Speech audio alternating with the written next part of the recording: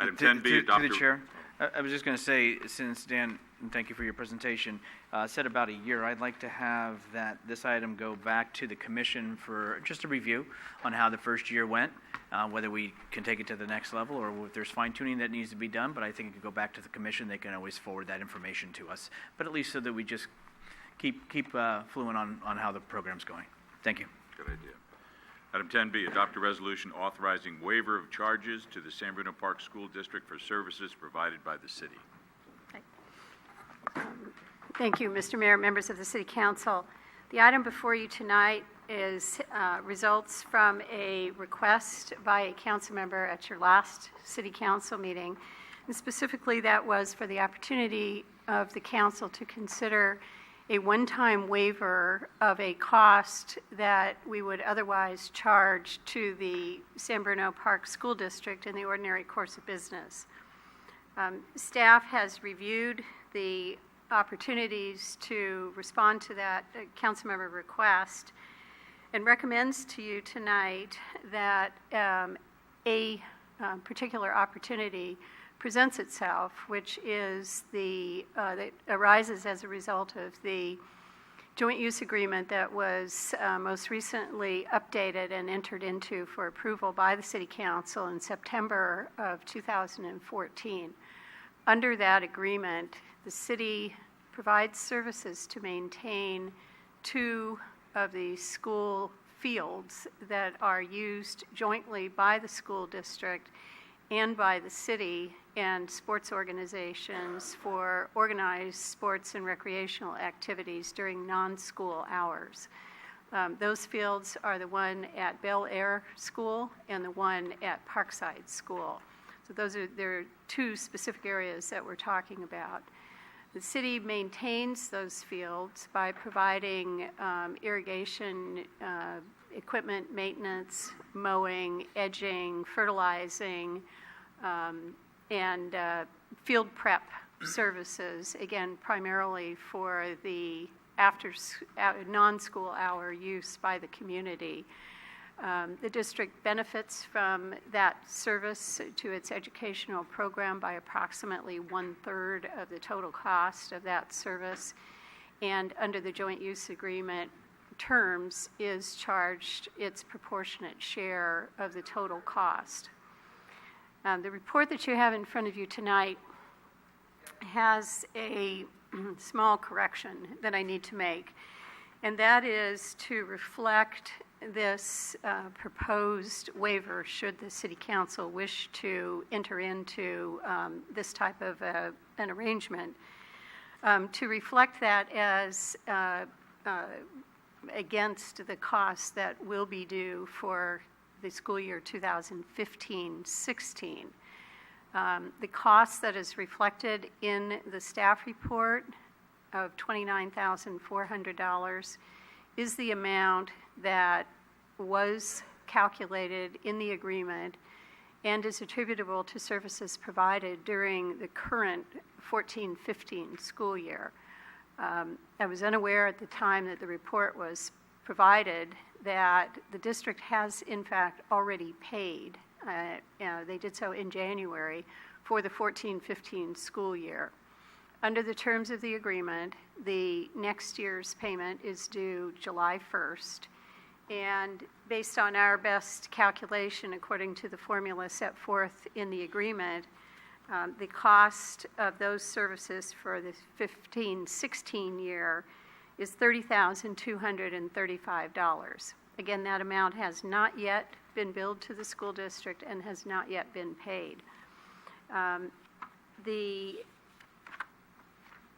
proposal, should the City Council wish to enter into this arrangement, is that that cost could be waived, and the services, since this is really only 1/3 of the total cost of the service, and the fields are vital to not only the educational program but to the community's recreational and sports programs, those services would continue at the current level unless directed otherwise by the City Council.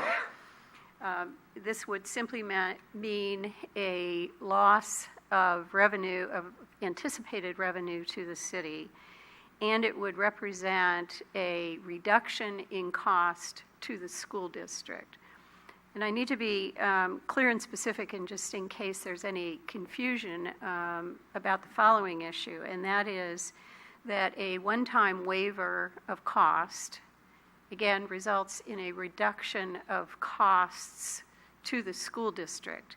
It does not then directly make or facilitate a contribution to the fundraising initiatives that have been undertaken by a group of concerned parents related to the school district's deficit situation or their plans to raise sufficient funds to potentially allow restoration of some of the programs or services that the district has determined it needs to reduce in order to balance its budget for the coming school year. Staff recommends that if your intent is to take this action, and if your intent is by that action to benefit the parent fundraising efforts, that the City Council should direct that a waiver of the district's $30,235 cost for the coming school year be presented to the district, specifically with a request that the school board treat the cost waiver as the city's in-kind contribution to the parents group.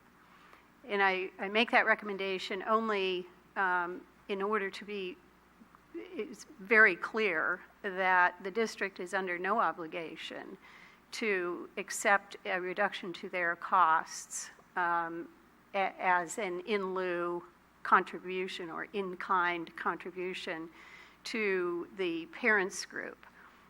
No monies would actually change hands, but that's the whole point. The district would not be required to provide a cost that would otherwise be due and payable to the city. And just before I close, I would call to your attention the fact that, as we have previously discussed on several previous occasions with the City Council, the city does routinely provide a wide variety of services at no cost or at a very substantially reduced cost to the school district in recognition of the importance that quality education provides to the community as a whole. In your packet, as part of the staff report, is a list of a representative sampling of the types of services and programs that have been provided year in and year out to the school district, to the children of our community in support of their educational program and their educational achievement. Again, staff continues to believe that these programs and support services are important to the overall health and vitality of the community, and I point them out only to highlight the fact that the City Council has consistently and for a long period of time actively supported education and quality education in the San Bruno community, and out of a strong recognition of the importance that such services provide to the overall health and vitality of the community at large. So I'm happy to answer any questions. Any questions for staff? Through the chair. Just one question. If we forego this revenue, then it would. I imagine we have enough surplus in our income so far this year that to offset that without having to dip into a reserve or anything to balance. Sure, and thank you for asking that question. The $30,000 would otherwise be reflected as anticipated revenue for the 15-16 fiscal year. If you take action tonight, as just described, that revenue would be eliminated from the budget that we're currently preparing to present to you in June. And it would represent a reduction of anticipated revenues to the city by that amount. Okay. For the coming year. Thank you. Just a comment. I have an issue, and the issue is I'm not really in favor of using one entity's general fund money, meaning San Bruno's, to subsidize another totally separate entity that's supposed to manage themselves on their own. Having said that, the district has some real issues that have developed over the last numbers of years. It just didn't happen this year. I am totally and completely in favor of what the parents are trying to do, what the teachers are trying to do for the kids, because they're the ones that ultimately suffer.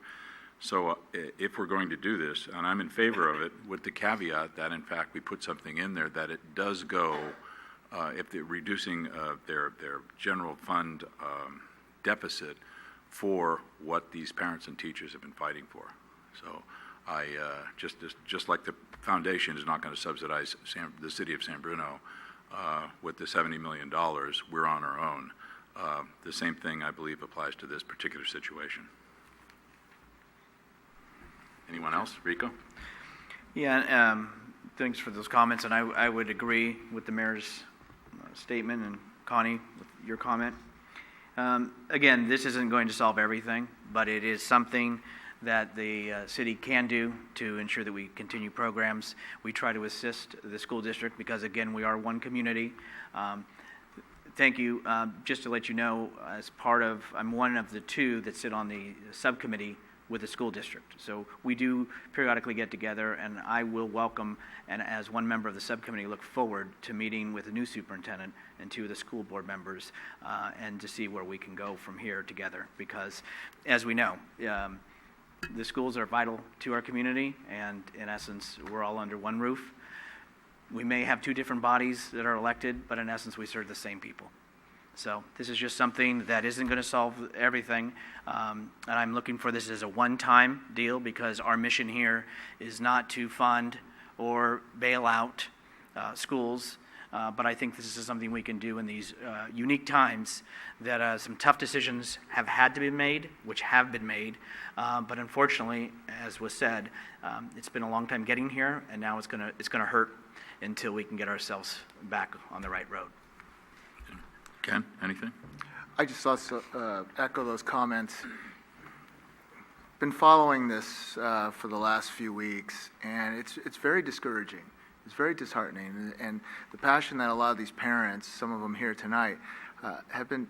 I mean, they've put everything aside just to try and help out and do that little bit, but we're talking hundreds of thousands of dollars, and $30,000 is not going to do it, but people are donating dollars, in an effort to try and help. And I think this council, whatever we can do, to make it a little easier, and maybe we save something, because they're going to be going through making some tough decisions like we've made before.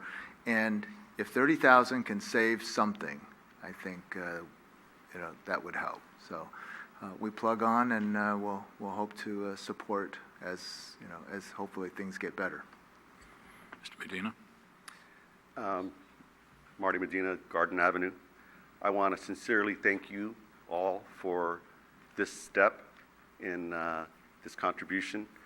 The goal is to raise $191,000. We were challenged by Pat Flynn that if we raised $191,000, we would save 4 teaching positions for K through 3 for this coming year, and by some magic with the state, we would get another 3 saved the following year. So we'd get a total of 7 teachers that would remain teaching our kids. So with your $30,000 and with the $15,000 that we've already raised so far, we have 1, right? And the longest journey starts with what? The first step. So thank you for that first step. I'm asking you also if we can maybe find other ways to kind of get together with the new superintendent, with the community, and how we could maybe find other ways to work together in saving money for the district. Thank you very much. Marty, thanks for your words, but don't jinx it. We haven't voted yet. So wait till the vote and then thank. The fact that you're talking about it, is appreciated. All right. We're asking for,